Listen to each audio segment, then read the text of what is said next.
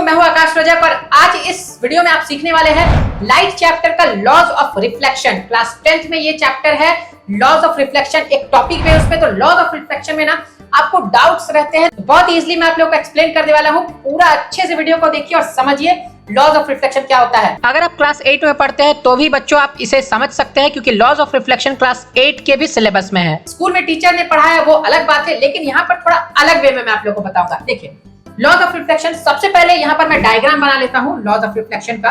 देखिए ये एक अगर प्लेन सरफेस है ना, प्लेन सरफेस जैसे प्लेन मिरर वगैरह हो गया, ठीक है, ये है। और यहाँ पर एक प्लेन सरफेस है, तो चलिए यहाँ पर इस तरफ से ये पेंटेड है और इस तरफ से इस साइड से रिफ्लेक्शन जो है वो हो रही है। अब लॉज ऑफ रिफ्लेक्शन क्या कहता है? लॉज ऑफ रिफ्लेक्शन ये क्या कहता है मैं आपको बता दूं। पहले फर्स्ट पॉइंट इसका मैं बता दूं। फर्स्ट लॉ जो है ये है angle of incidence is equal to angle of reflection. Okay, अब देखिए angle of incidence equal to angle of reflection.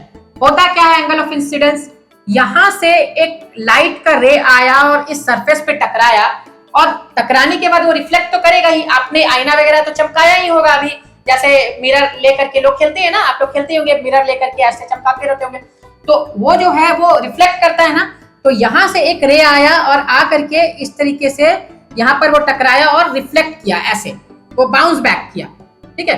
तो यहां से वो रिफ्लेक्ट करके उधर की तरफ चला गया। अब यहां से हम लोग को एक परपेंडिकुलर 90 डिग्री स्ट्रेट यहां पर लेना है, 90 डिग्री। ये इसे हम लोग बोलते हैं नॉर्मल। ओके, इसको हम लोग बोलते हैं नॉर्मल, क्योंकि ये नॉर्मल स्ट्रेट नॉर्मल खड़ा है, टेढ़ा ऐसे ये नहीं खड़ा है, नॉर्मल खड़ा है, इसीलिए नॉर्मल, ठीक है। लेकिन ये जो लाइन है जो यहाँ पर आ रही है, ये जो रे है, सॉरी लाइन नहीं मैं इसे बोलूंगा, रे बोलूंगा। ये जो रे आ रही है लाइट की, ये इस तरीके से मिरर पर जो पड़ रही है, प्लेन सरफेस पे जो पड़ रही है, इसे हम लोग बोलते हैं incident ray. Okay, this is incident रे। और जो रिफ्लेक्ट की, जो बाउंस बैक करके जा रही है, इसे हम लोग बोलते हैं reflected ray. Okay, this is incident ray, this is normal and this is reflected ray. इन दोनों के बीच का एंगल, यहाँ जो इंसिडेंट रे है और ये नॉर्मल, इस दोनों के ये जो बीच का ये जो एंगल बन रहा है, इसे हम लोग कहते हैं एंगल आई, यानी एंगल ऑफ इंसिडेंस। और यहाँ पर ये जो नॉर्मल है और ये जो रिफ्लेक्टेड रे है, इसके बीच का ये जो एंगल बन रहा है, इसे हम लोग बोलते हैं एंगल आर। ओके, अब ये आपको मिल गया एंगल आई, ये आपको मिल गया एंगल आर। अब क्या करना है ना कि इस फर्स्ट लॉ में आपको समझना क्या है कि एंगल ऑफ इंसिडेंस जो है ये हमेशा इक्वल होता है एंगल ऑफ रिफ्लेक्शन के। तो यहाँ आप मान लीजिए कि ये जो इंसिडेंट रे है ये 45 डिग्री के एंगल से गिर रहा है, मिरर पर फॉल कर रहा है ना। तो ये जो रिफ्लेक्टेड जो रे है ये जा रहा है, ये आपका जो रिफ्लेक्शन का एंगल बनाएगा वो भी होगा 45 डिग्री का। ओके, अगर 30 डिग्री से आ रहा है तो ये बाउंस बैक भी 30 डिग्री से करेगा।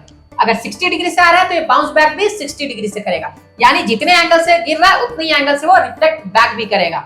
ओके, तो angle of incidence is equal to angle of reflection. This is the first law of reflection. Okay, understood. अब सेकंड लॉ क्या है? द इंसिडेंट रे, या आप डेफिनेशन नोट करना चाहते हैं तो आप नोट कर लीजिए, क्योंकि ऐसा एग्जैक्टली आप लिख सकते हैं, हालांकि आपके बुक्स में भी होगा ये। The incident ray, the normal and the reflected ray at the point of incidence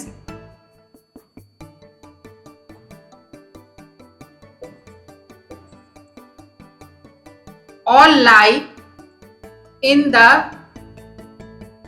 same plane. Okay, अब सेकेंड लॉ को आप अच्छे से समझिए। द इंसिडेंट रे यानी ये वाला रे, ओके, द नॉर्मल यानी ये वाला normal, okay, and the reflected ray यानी ये वाला रे। तो the incident ray, the normal and the reflected ray eight the point of incidence. Point of incidence कौन सा है? ये वाला, यहाँ पर सब आकर के मिल रहे हैं। तो point of incidence, at the point of incidence all lie in the same plane. ये सब एक प्लेन में लाई करते हैं, all lie in the same plane. तो यही है लॉज ऑफ रिफ्लेक्शन का second law. Okay, The incident ray, the normal and the reflected ray at the point of incidence all lie in the same plane. Okay तो ये है laws of reflection guys, और इसका apply जो है ना ये नॉर्मल जिंदगी में भी होता है। आप जिस एंगल से लाइट जो आती है ना उसी एंगल से वो बैक भी करती है बाउंस। ओके तो आई होप कि आपको ये समझ में आ गया होगा। तो इस तरह के साइंस के और भी टॉपिक्स को सीखने के लिए और क्लास 9th और 10th के चैप्टर्स को पढ़ने के लिए हमारे चैनल को सब्सक्राइब करके रखिए। सॉरी सब्सक्राइब तो ऐसे होता है, सब्सक्राइब करके रखिए और वीडियो को लाइक कर दीजिए। फिर मिलते हैं एक नए वीडियो में, तब तक के लिए बाय बाय बच्चों, टेक केयर।